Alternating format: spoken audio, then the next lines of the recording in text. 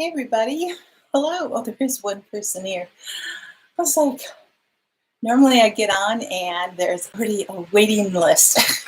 There's a lineup. So, good evening. Hello, hello. See who's on here. Tip you down just a little bit. Sorry about my messing. Alicia, hello. It's you and me tonight, girl. Oh, it's going to be harder because the weather is so nice, and with it being sunny now till 8:30, 9 o'clock, at least Central Time, it's harder for people to stop what they're doing and get on. But I am doing fine. I had a nice Mother's Day. I hope you did too. It was real quiet. Oh, Julie, hello. There you are. Yay. Hello, everybody. Yes, I am here. I am here. Kathy and Alicia show, yeah. And Julie. And Julie's, I need to turn my phone off. Sunflower Mom, hello. Pennsylvania. So we have the East Coast and the West Coast tonight. That's very fun. So, did you, Alicia, did you have a good Mother's Day yourself? And Sunflower Mom, I don't know if you're a mom or not, if you had a good Mother's Day and Heaven's Essentials, you had a good Mother's Day. I hope everybody did. I know it can be sometimes a very strange one, but thank you, Julie. Thanks. My first Mother's Day without, my mom being here after she was gone, but like I've told a few friends that it's like she's closer to me now than she was before because of, the way we believe. And it's like, hey, Tim, hello. Oh, good, Julie. I'm so glad. Sunflower Mom was quiet. Yeah. So anyway, it was really different, but went to 2 different places and scored some flowers. So I came home with 3 roses and a carnation, which is kind of fun. So I've got new flowers. A new puppy. Oh, what kind? Oh, that's so fun. Hey, Kiri, hello. Are you on Goat Patrol tonight? They keep you hopping, don't they? Oh, absolutely they do. So, looks like it's the girls' show tonight. Very small and quiet, but that's okay. New puppy. Oh, I have thought off and on about getting a puppy. I think I've mentioned it before. But, a golden doodle. Oh, in Arizona. That is a long trip to pick one up. That definitely is. It would be nice to have a dog as a companion here, and just to, something or somebody to love on and, different things like that. But I am frequently running and going places and on the road and, just out and about and in places that I would not be able to bring a dog. And so, I just don't feel right about leaving it here. I don't have anybody to take care of it here. And so, and I don't, it's just really different. So, Patty, hello. Oh, that's so cool, Sunflower Mom. That's so great. Storm Chaser showed up to the area. Wow. Oh, wow. Kiri, I hope that you guys are all okay there. I saw the radar this morning of just going across like Louisiana, Mississippi, Alabama, and right off the Gulf Coast, and it looked nasty. So I hope you guys are going to be okay there. Oh, how are you feeling, Patty? Are you doing better? I hope you are. I hope you are. I was just, one of the reasons I'm a little bit behind schedule here and coming on was I was talking with a friend who was also a former boss of mine, and he was a business partner with my dad and my older brother. And his name is Rick, and he has the exact same cancer that my brother did. And so he has at the most a year to live. So I'm, you know,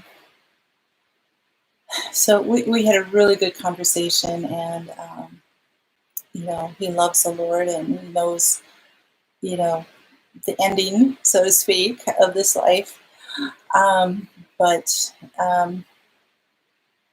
yeah, it's just, a lot of people are carrying a lot of heavy stuff right now. So, oh, Patty, it was just like, oh, good. I'm so glad you're better, Patty. No, Sunflower Mom is getting a new, or just got a new puppy. And so we were kind of talking about that. And I would love to have one, but I just can't in that situation right now. So, yes, Patty. Yep. Yeah, totally get it. And it's, my brother Pete knew that Rick had this cancer before Pete died. And so they would talk quite a bit and everything. And it's, I don't know that Rick is going to go as fast as my brother did, but we'll see. It's all in God's hands, right? But it was just wonderful to have a really good conversation with him. And I mean, we've spent hours talking about faith stuff and different things in the past years. I worked together with him for 20 years and directly under him for probably the last 5 or 6, something like that.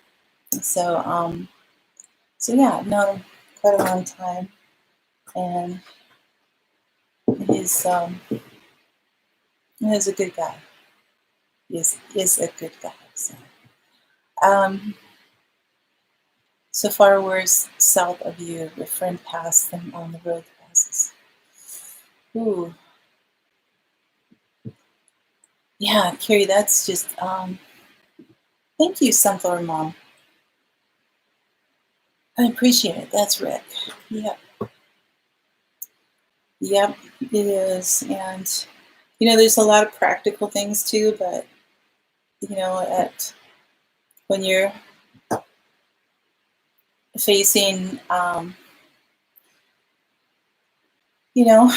limited time left here on Earth, it's like, this stuff doesn't matter, right? What are we looking at? It's 50 degrees right now here. It's supposed to stay in the 50s to 60s this week during the day. Tonight, I don't know if it was last night or tonight, it's going to get down to freezing. Again, we've had a lot of frost. Almost every night we've been freezing, but otherwise we're looking at a lot of rain coming up starting Friday. So we've got a switch in weather patterns. So we have low to mid 60s for the highs and 40s for the lows, which is pretty much normal for this point in time. So no snow in the forecast. That's a good thing. That's a real good thing. But anyway, let's just kind of look at a map here. It looks like they're spotty things through Texas and Louisiana. It looks like Colorado and Nebraska is getting snow. So I'm glad I'm out of that part. Yeah, so good. Oh, Julie, that's good. I'm so glad. I'm glad that your frost is done. You don't have to worry about things that keep covering things up and everything. So that'll be good. 50s. Okay. Great. I had somebody that left a comment on last week's live after the fact and gave me the conversion from Celsius to Fahrenheit, which was very, very sweet of them, but it's great. I know summer's next month already. It's crazy. It's like we've had and we don't often get this, but it's so wonderful when we do kind of a long drawn out spring, where it just takes a while to kind of move up into those temperatures. There's some years like last summer, pretty much, or last spring, where it was snow, and cold, and all of a sudden, boop, we're in summer, 80 degrees. So when we go to the 30s to the 80s, that's just like abrupt and really hard to do. A chilly 70 outside now.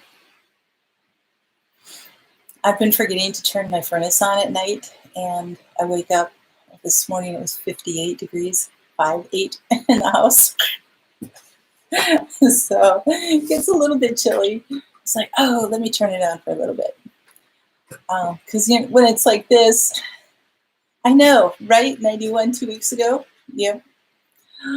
That's like our little April blast of heat, and then it settles down again. It's just kind of like, hey, a preview of what's to come. Oh, it's so funny. Oh, goodness sakes. So,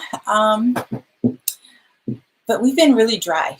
So we haven't had, I think it was around the end of March, we had like 5 straight days of rain, and that was it. And we haven't had anything since then. So things are really dry. But so the rain that we have coming up is really much needed. I'm trying to get stuff done outside before then, but work just kept getting phone calls and this, that. It's like, oh, we need this change, and we got to do this, we got to do this. And I'm like, I need to get outside. I've got so much to do. So I pretty much told people I'm taking off the rest of the week, because I have to get my beds done by Thursday, because with all this rain coming, I'm not going to be able to, then it'll be into June before I can get to them. And so put myself under a deadline. If I don't make it, well, even if I can get half of them done, that'll be a help. Your dog broke the window that you put the see in. Oh, bummer. So do you have it boarded up or something, Kiri, so that you can do that? So, but yes, so we've been dry, and so now I will probably wait for the first wave of rain to wash off all the pollen that's on the house and in the gutters and everything else. And after that, then I'll set up my my bucket under the gutters to catch some rain and start filling up my rain barrels so that I can water plants with them.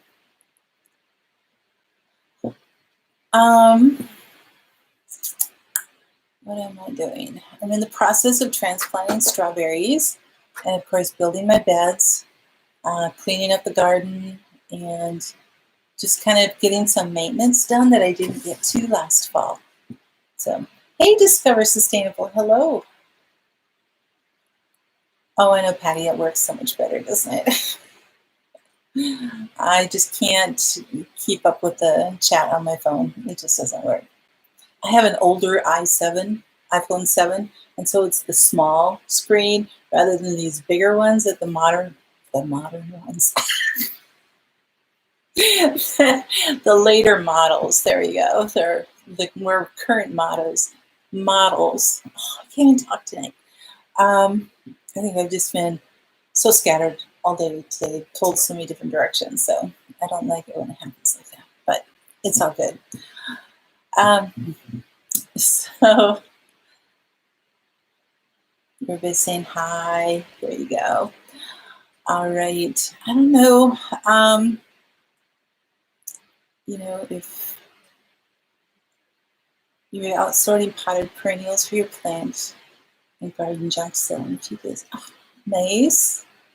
See, step by step, Patty. Step by step, little bit at a time. You're getting it all ready. There you go. Going to be ready, and it's going to be all done. She has a history of jumping through the screens. Window is only open 2 inches. Oh no. Sounds like you might need a board in there or something, right? Need to build a strawberry bed. Hey, Andale, hello. Homestead in the Colony. Where are you? I don't remember seeing you here before. And if you have been, I'm sorry. It's hard for me to remember from week to week or month to month. Okay, so tonight we have another herb. So you might be in 2 weeks at this rate, which is fine. So it's having a tool sale. Okay, well, that is very cool.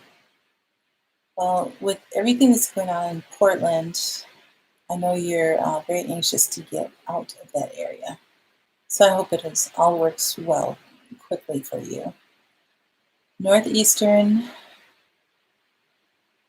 North Carolina, Northeast. Okay. So close to the coast then? Oh, thanks, Julie. Yes, that's a link that she put up there. It's also in the description below the video in the show notes for the reference that I'm using for the for what we're talking about tonight, for all your health benefits and everything. Lobelia, and I'm sure that my herb expert, my in-house herb expert, the Tinker's Wife, she'll probably, if you have any information that I don't give, feel free to chime in.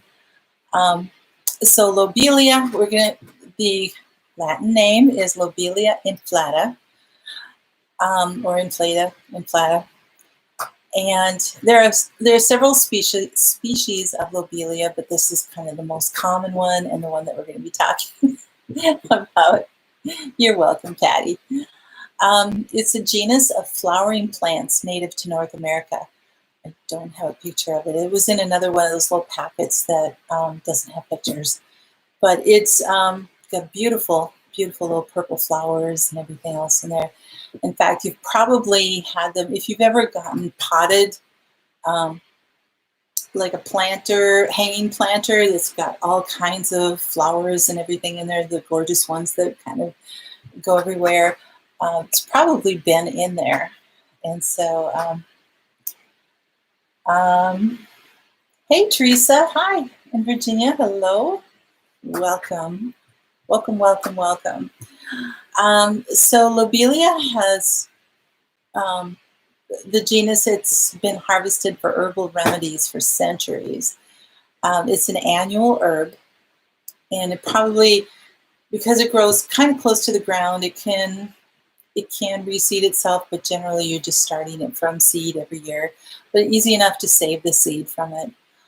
It's an easy to grow, carefree plant, enjoys a little cooler weather. So those of you in Mississippi, Alabama, Florida, I don't know how that would work there. If you're in a hotter climate, I would probably put it in the shade, or at least partial shade. It loves sun to partial shade. So I would keep it where the sun is not beating on it right away, at least most of the day. It's a summertime bloomer, and it will continue to produce flowers up through the first frost. So most varieties, yes, those are some other names too, absolutely, and I'm getting there. Oh, that would be so cool, Kiri. Neat. Hey, all the things acres. Hello, you're Dawn. I know, because all the exclamation marks. I know that's your calling card. So most varieties grow only 3 to 5 inches tall. So it's kind of a really nice ground cover in that way. But there are some that can grow up to 3 feet. They have a variety of colors. Kiri, right? They're white, pink, red, blue, violet blue is one of the most common ones. They make great additions in borders, along creeks or ponds. Like I said, ground covers in containers and hanging baskets, that type of thing. The annual lobelia will grow nearly anywhere. You can direct sow, or you can start them indoors for transplanting. They typically require an area with full sun, like I said, but they can tolerate partial shade. They prefer moist, rich soil. So if you're in a real arid, sandy, dry thing, probably wouldn't do as well unless, you, like I said, you keep it in more shady weather with some really, really good rich dirt that you keep it watered and everything. Yes, they love frequent waterings, especially those that are in containers. And you can use a general purpose liquid fertilizer, maybe every 4 to 6 weeks or something if you wanted to really help them go lush. So Patty says, red cardinal flower is one for good wetter soil, one good for wetter soil, and hummingbirds love the bright red flowers. Ooh, red leaves. Oh, that'd be so pretty. Wouldn't that be gorgeous in the garden? Nice. So the common Lobelia inflata is the one that's, like I said, most common for medicinal uses. It also contains several different alkaloids, which are compounds that provide therapeutic or medicinal effects. Some of the other alkaloids that you would know are caffeine, nicotine, and morphine. Those are some others that you do. But the most prominent alkaloid in lobelia is lobeline, or lobeline. Lobeline.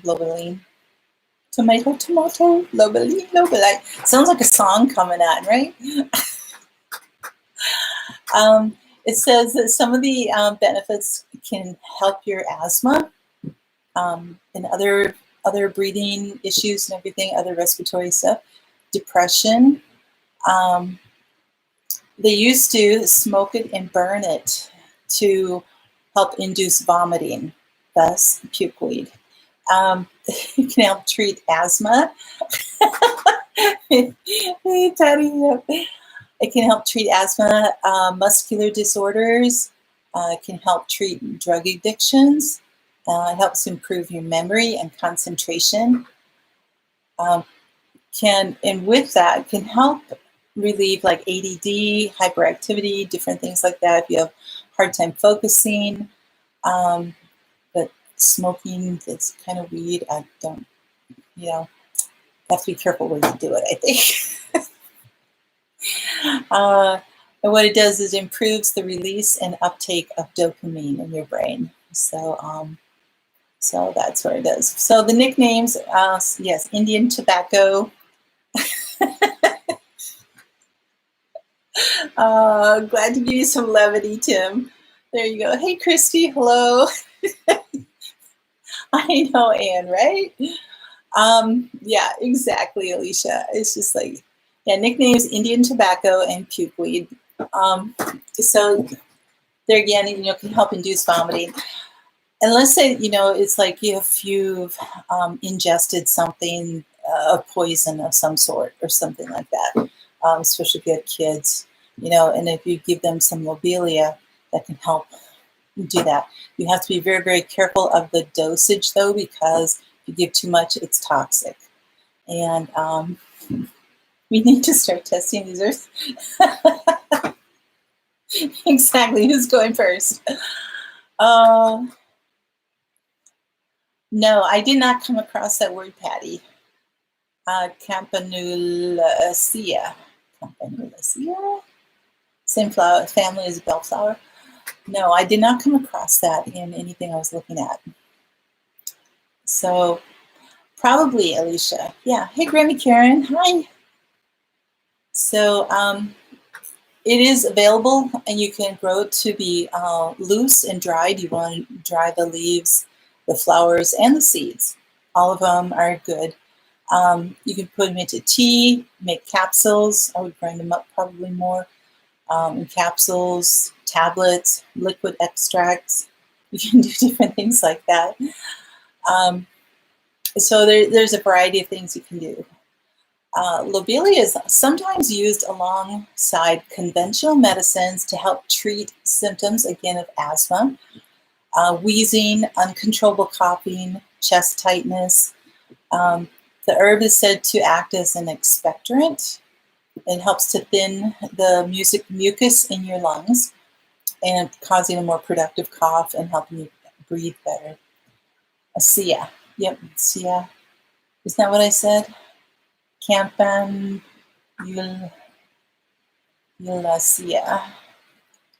Okay. I can't hear you though. Garden State Gardener, thank you so much. Oh my goodness. I appreciate that. Welcome. Sport, a special needs goat, has vision problems. When younger, he had asthma, hay fever, infected eye. You made him peanut butter sandwiches with lobelia. I've written kind. Oh, genius, Kiri. That is great. That is really, really great.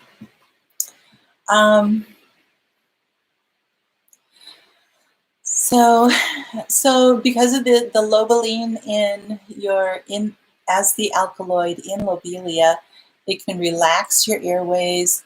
It helps to stimulate your breathing and, again, clear your lungs out of all this stuff. So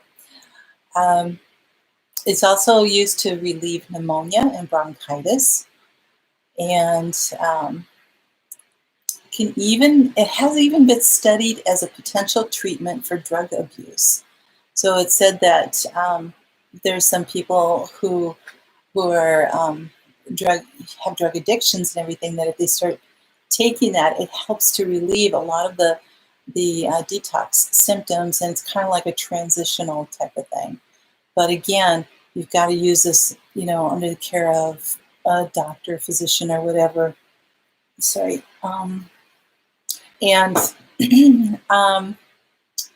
because the dosage is so minute, or just, well, here, I'll give you a description here. It says taking 0.6 to 1 gram, so just a little over half to 1 gram of the leaf is said to be toxic.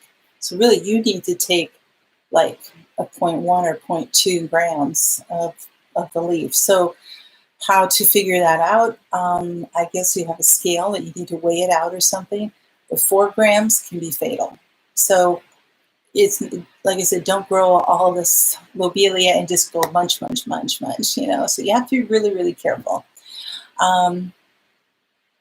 So any children, women who are pregnant or breastfeeding or anything like that, avoid it. Also, it can interact with some of the drugs like psychiatric medications, antidepressants, anti-anxiety agents, or anything.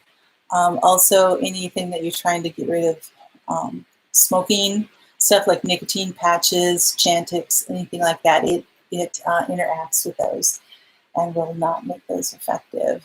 So just to kind of think about that. Let me see. It doesn't really say like what the taste is or anything like that, but kind of basic. It's a small plant, so maybe small information on it. I know, Anne, right? I love that expression. That's great. You need to leave that alone. That is very true, Patty. Yes. So they've got that range of things, so it could be like child to full-grown man, So hi, Eliza. Good to see you. Oh, that's so great. You can see your crazy dogs. Oh, maybe it would calm them down or something. I don't know. Oh, that would be.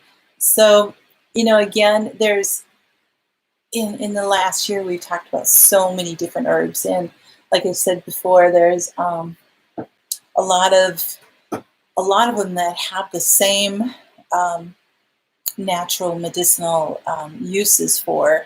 And I mean, how many of them have been anti-anxieties, or helping with that kind of thing, or anti-inflammatory, or antibiotic type of things. So there's a lot of them that have multiple uses, and I think just to review everything and figure out what works best for you too. So there's some cool lobelia species down in South America. Ooh, yes, there is a great variety of the genus, so it is kind of really, really neat. Really neat. And look at this. Half an hour in and I'm done talking about lobelia. Does anybody else have anything to say about lobelia? You know, it can be a beautiful plant to, you know, with all those different colors, like Patty said, red flowers and red leaves. Oh, that would be so gorgeous. I love and I don't even know what they are, but there's a plant that in the fall, all of the leaves turn this flaming orange red. And it's just like, oh, it's so gorgeous. In fact, it might be all summer long. I don't know. But lobelia is not for you. Okay. All right, Patty, thank you so much for coming. And thank you. Appreciate that. I think I'm going to have to sneeze pretty soon. There's so much pollen in here. Oh, excuse me. I'm so sorry. Oh, and I don't even have to write. Can you guys hear me okay? So I don't have my my regular. Let me see if I'll plug this in.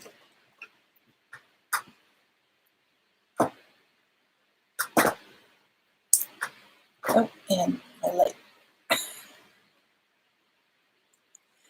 There we go. I know the pollen. Oh, sumac. Eliza, are you asking me to talk about sumac? Or it is the sumac in the air? Oh, thank you. Yeah, there's just so much pollen. And I live out in the middle of a lot of farmland and everything. And even though I'm in a small town, there's farmland all around me. And for miles around, everybody's been burning, even though it's been super dry and we've been under a severe burning ban. This morning, we had strong east wind, and to the east of me, somebody was burning. So I got all the smoke with all the pollen just coming into my house. And it's like, it's making it harder to stay outside working too, or to even get out there working when everybody's burning. So a few days ago, somebody to the west of me was burning with a west wind. It's like, can't you burn when the wind is going away from the houses? That would be so great. Oh, you thought you had allergies, you lost your smell. Oh no.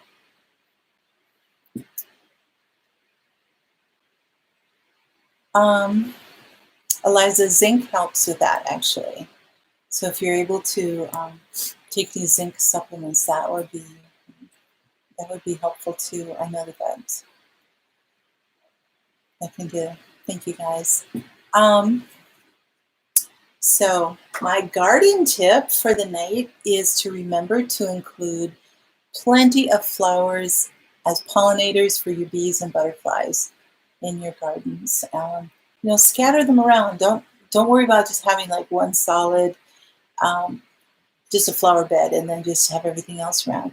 If you're able to, now borage is huge. It gets to be a big plant. It really spreads all over, and the bumblebees love it. So make sure that you don't plant it where it's going to just like smother a bunch of like other little plants that are around there, or because it will just take over walkways and everything else.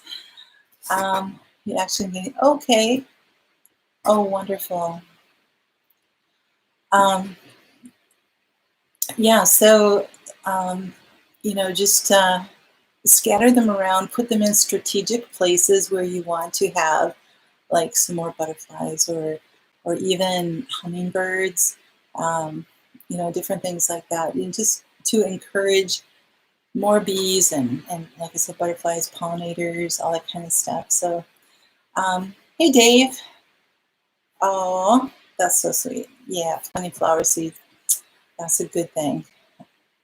You had a bumblebee on yours yesterday. Oh, nice. They love those. And I tell you what, you can go right up to them and like move the flowers. You can be right next to them and just trimming and moving them, They don't care. It's almost like it's a drug for them or something, because they're just like, whatever, he's floating around, just drink it. I really seriously think it's an intoxicant for the bees, at least the bumblebees, because they don't give a rip if you're right there.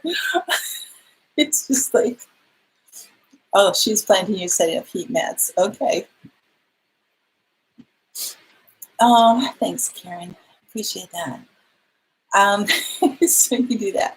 So then a prep tip for the night is try to take all that you've learned, or even more that you need to learn. Of course, this isn't any way comprehensive, but all about the natural medicinals that are around you in your area, what you're growing, what's out there by nature and stuff like that, and compile them in a notebook and try to make as much as you can for your own cupboard. And on that, this is some comfrey that I dried last year and crumbled up and everything, because it comes in like huge leaves. So I just did a little bit of it, I mean, very little bit, but I am going to make some comfrey oil, just like I made my bone set, or no, that was the tincture. I made my calendula oil before for you. So again, I have a pint jar and my comfrey leaves. It smells like comfrey. And see, I crumbled them and cut them, into smaller pieces so it'd be more workable in doing this. It's not coming out very well. Just want to have this. My wonderful handy dandy little funnel is dirty right now, so just trying to get these in here. A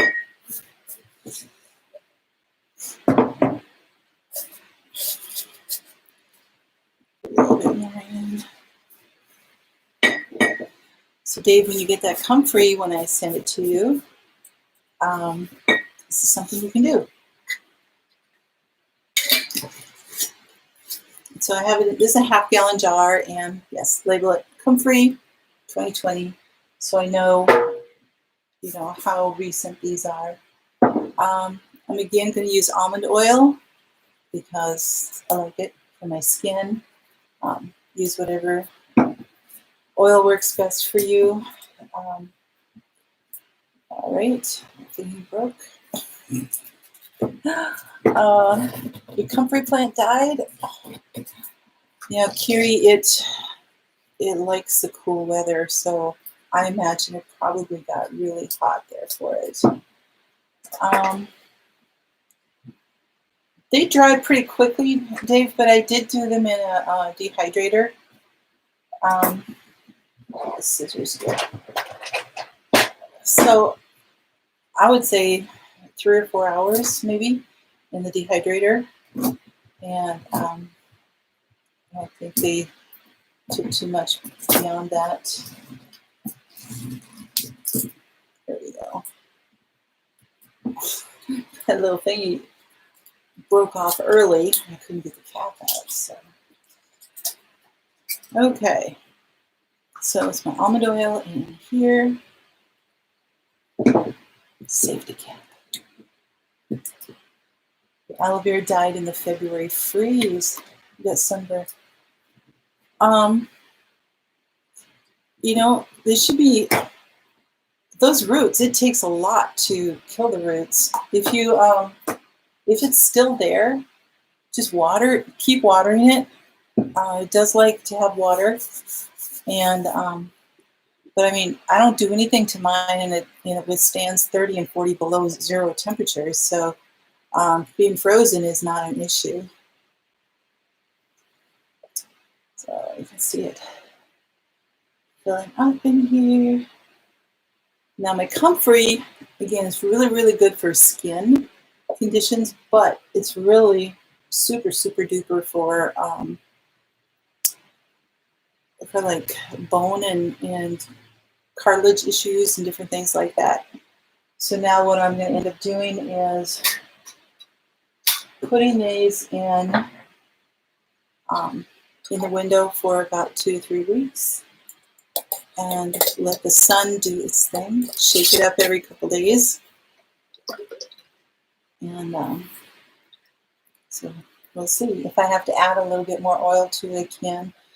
This is a 10.9 ounce bottle, so I have a little bit more. If the leaves start absorbing a lot and my oil level goes down, I can add some more to it. But I do want to make salves out of this so that I can, hey Jesus Lord. Yes, you can air dry herbs. I've also read that the quicker that you can dry them, not in a high heat, but on low heat, but the sooner that they can get dry, the more nutrients they retain, rather than, if you air dry them over a week or 2 or something, they lose more. I don't know. So that's just kind of what I've read. But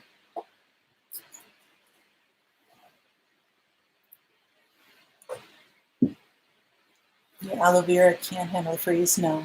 With comfrey? Okay. That's interesting, though. Because, I mean, you can have just a little piece of a root and you can get a full plant from it. So it's interesting.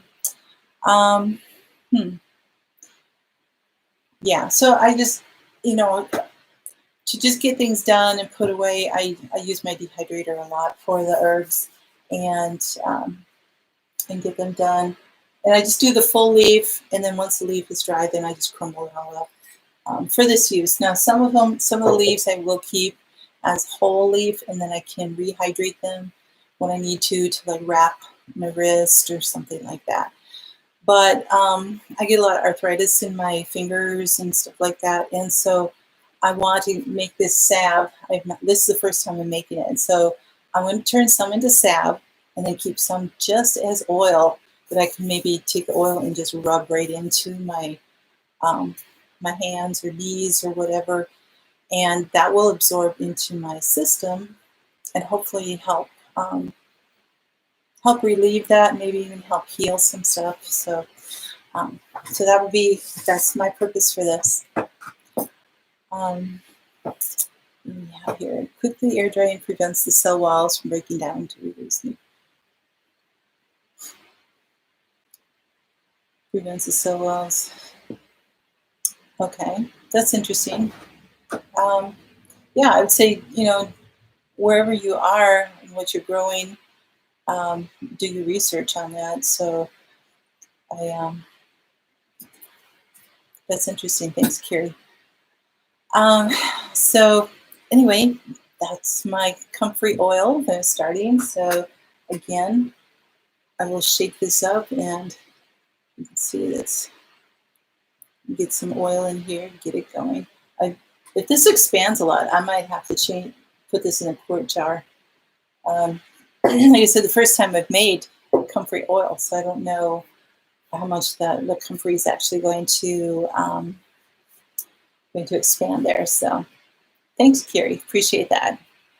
One other thing that I came across this week that I wanted to share with you guys is so interesting. Because, you hear about how many more people are leaving the city and, trying to find land out in the country and trying to get this and, looking for more property and looking for stuff. And, I was like, okay, how much acreage is actually out there? And it's like, we know like basically how many people are in the country. We've got states. Some states are bigger than others, have more land, obviously, different things like that. So the U.S. actually has 3.2 billion acres. Now, a lot of that is, or there's a good bit of it that's mountains, lakes, rivers, different things like that. A good portion of Alaska is not manageable for farms or anything like that. And that's our biggest state. So there's all of those things. But out of the 3.2 billion, 1.9 billion is usable land.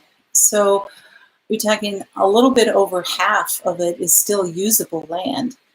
Now, then again, we have the cities, we have different things like that. So you can reduce it down to a little bit more to 1.2 billion acres are left for living on, and growing and doing different things like that. So we have 1.2 billion acres for 330 million Americans. You do the math and it comes out to approximately 4 acres per person. So if you have a family of 6 or something, 4 kids, 2 adults, whatever, that would be 24 acres.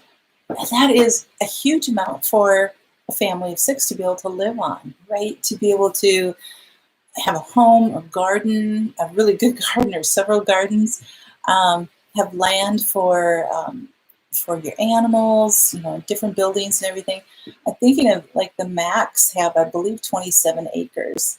And, they've got 6 kids. And so they're finding it, to do the rotational grazing and the different things like that.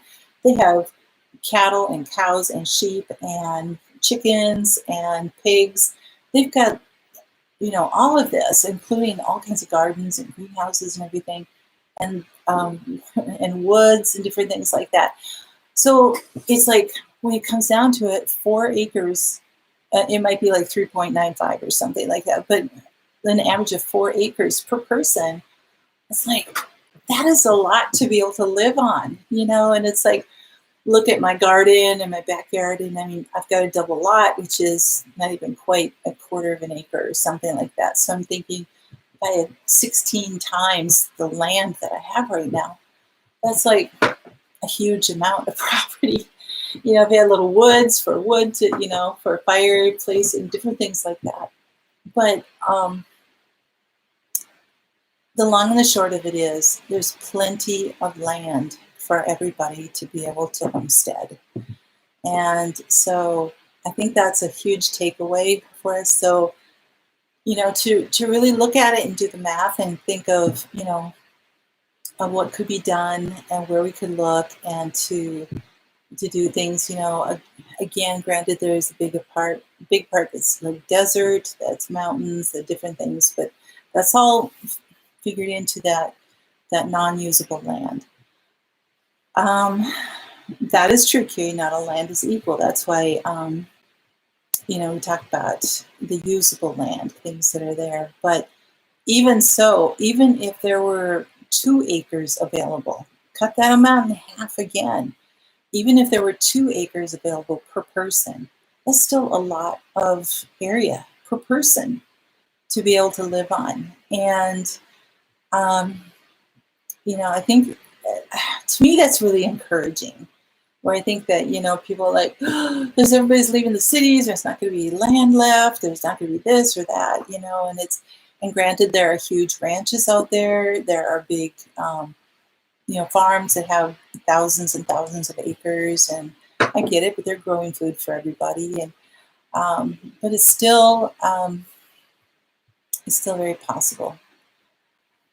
Exactly, Dave. So you only use a tiny bit of your 5 acres for the 2 of you too, and yep, it does. You can do a lot on a small piece of land, and so there's a lot out there. I think there's a lot of people thinking that, oh man, if I get out of the city, I have to have at least 25 acres or something like that. I need 40 acres in order to be able to do what I need to do, and I think. So yes, you're right, Virginia, absolutely. I think he has, what did they say, 480,000 acres that he bought up of farmland, and that's just ridiculous because he's probably not farming it. I don't know. Haven't been incentivized to to dig into that. I don't want to. So Yeah, exactly, Eliza. 4 out of the 8 that doesn't get used, and which is fine. We don't have to use every bit, but that just also tells us that if we have a lot of land there and we're not using it, it can be available for somebody else to be able to use too. So I think it's just highly encouraging that it's there for us to be able to grow our own food and to be able to do a lot of things on. And so um, so if anybody out there is looking and getting discouraged, just keep on, keep on looking. I think it's going to be okay. Because those in the cities keep saying there's not enough land. We're overpopulating and everything else. Well, um, the yeah, I think what was it? Oh, I was looking the farmland that Bill Gates has, 480,000 acres. I looked it up. It's equivalent to half the size of Rhode Island, I believe. So that's how much land he has, half the size of Rhode Island he has. And someone else on here has said a few times too that you could fit every single American into the state of Rhode Island. Would be all standing in there probably, but 330 million people can fit in the space of Rhode Island.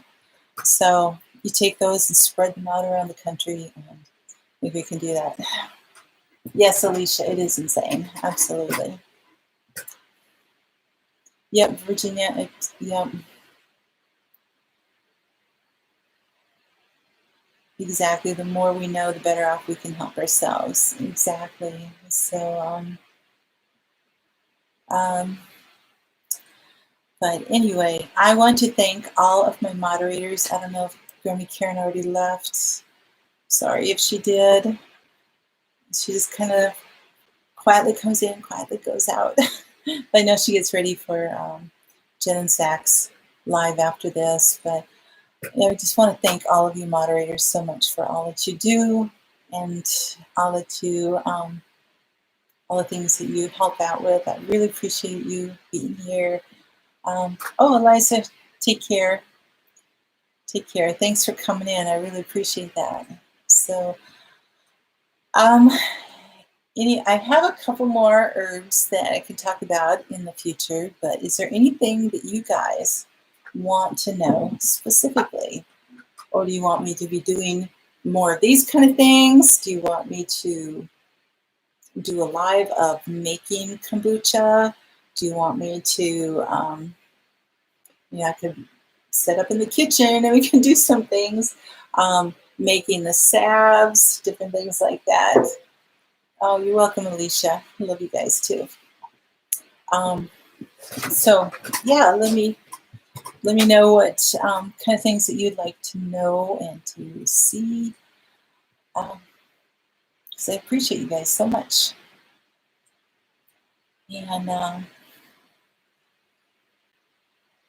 thinking, okay, well, you guys can always think, and come back with some thoughts next week or whatever. So, hey, Howie, hello. Good to see you.